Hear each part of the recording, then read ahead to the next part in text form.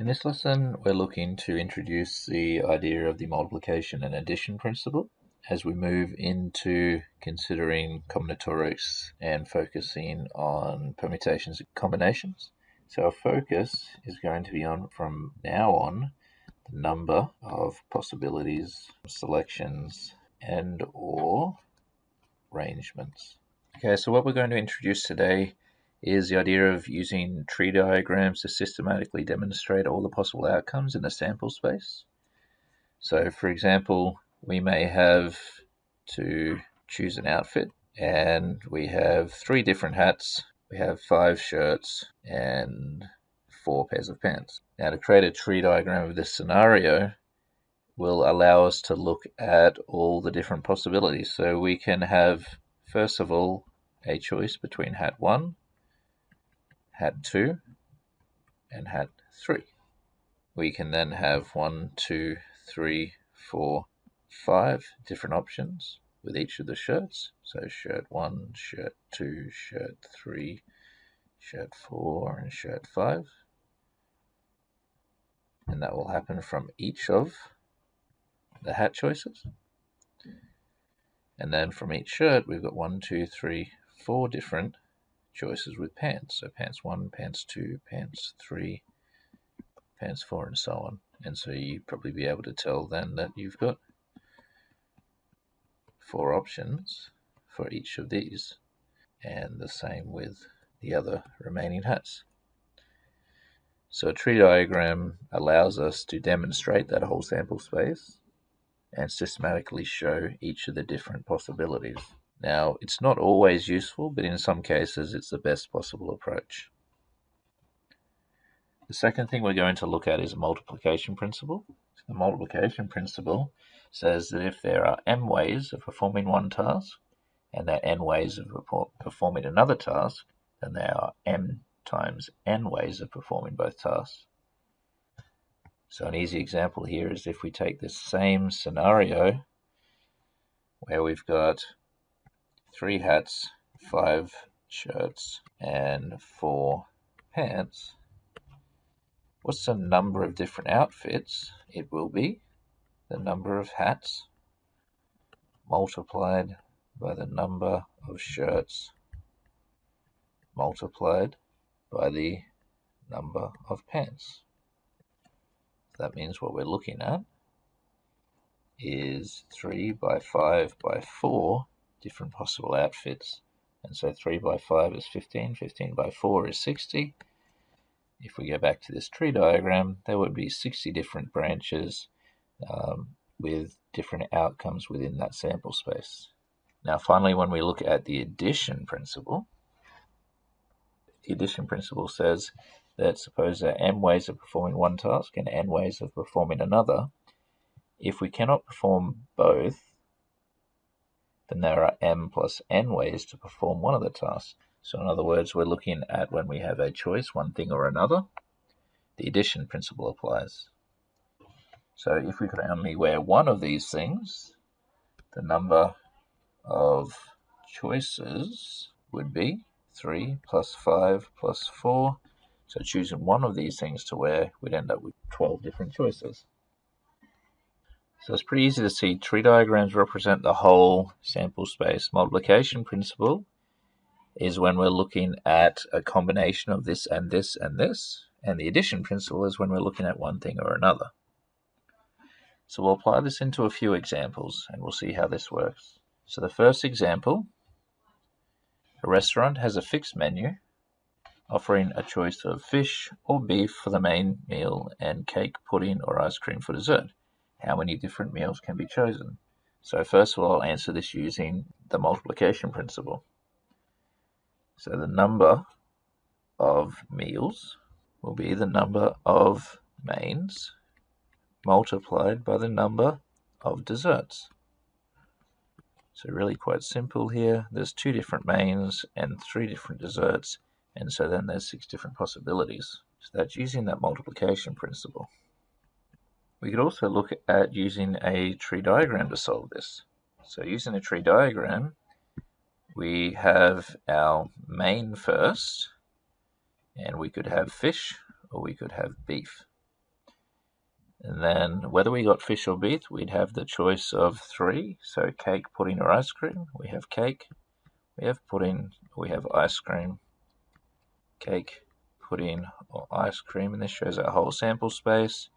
We've got fish and then cake, or fish and then pudding, or fish and then ice cream. Or we would have beef and cake, beef and pudding, or beef and ice cream. So the same scenario, we have a sample space of 6, and that is using a tree diagram.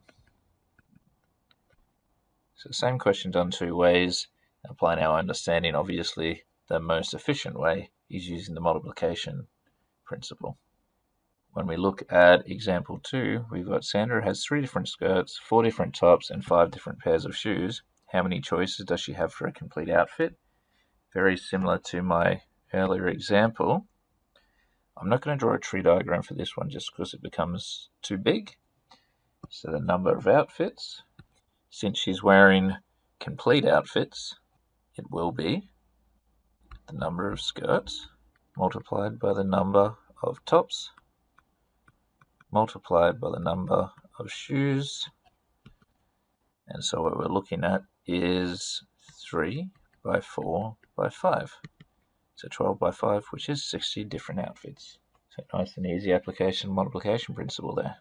When we look at example 3, and it is how many paths are there from point P to point R traveling from left to right, we can see here that there's 4 choices, and then there are 3 choices. So if we've got 4 choices and 3 choices, and we have to do both, we have to go from P to R, so the number of routes will be the number of ways to go from P to Q multiplied by the number of ways to go from Q to R. So we have 4 multiplied by 3, which means there's 12 different routes. So again, a nice simple application of the multiplication principle. When we look at example 4, we say to travel from Brisbane to Sydney tomorrow, Kara has a choice between 3 different flights and 2 different trains. How many choices does she have? So we know that the number of flights is 3. We know that the number of trains is 2. Now the question is she taking both a flight and a train, or is she doing one or the other? So because we're looking at the number of choices, it's going to be one or the other. So it means we're going to fly or we're going to take the train. So that means it will be addition principle, and we're going to say number of flights plus the number of trains. We have 3 plus 2, and therefore there are 5 possibilities. So very simple application of addition rule there. We move forward and look at a more complex scenario. So how many paths are there from point A to point E traveling from left to right? So we're going from here to there. Now I can see straight away there's one path or another. So we can either take this path from A to E, or we can take this path from A to E. So that means that I'm going to say that the number of paths is going to be the number of paths in the upper side plus the number of paths in the lower side. So there's an addition principle here, but in order to work out the number of possibilities in the upper side and the lower side, it's going to be a multiplication principle. So let's look at the number of ways in the upper path. So I can see that there's 2 and 2 and 2 and then 1. So the number of paths in the upper side are 2 by 2 by 2 by 1, which means we get 8. The number of paths in the lower side is 1 and 3 and 3 and 1. So 1 by 3 by 3 by 1, which gives us 9.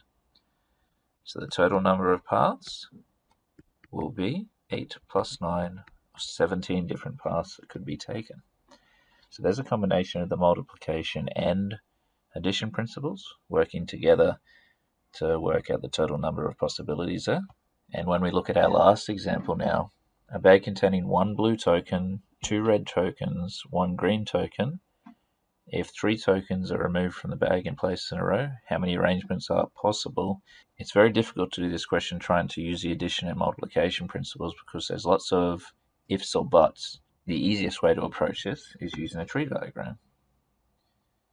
So if we look at the first token being chosen, and it can be blue or red or green, then this represents the first choice. The second choice, if the first choice was blue, can simply be red or green. If the first choice was red, because there was 2 of those, it could be blue or red or green. And if the first choice was green, because there's only 1 green, then it could be blue or red. Now, if we got blue first and red second when we're looking at the third option, we could get red again as there's 2 of them, or we could get green. If we got blue and then green, it can only be red. If we got red and then blue, it could be red or green. If we got red and then red, it could be blue or green. And if we got red and then green, it could be red or blue. If we got green then blue, then it can only be red. And if we got green then red, it could be red or it could be blue. So this represents our whole sample space. We could get blue, red, red, blue, red, green, blue, green, red, red, blue, red, red, blue, green, red, red, blue, red, red, green, red, green, red, red, green, blue, green, blue, red, green, red, red, and green, red, blue. So there's 1, 2, 3, 4, 5, 6, 7, 8, 9, 10, 11, 12 options. Means the number of arrangements is 12. Okay, so that's the last example. We can see there's varying degrees of difficulty there. These types of problems do require a little bit of thought once you get to more complex scenarios. Once we get this down pat, we'll be able to look forwards into more complex scenarios where we're adding more restrictions to every question. Okay, thank you for your attention.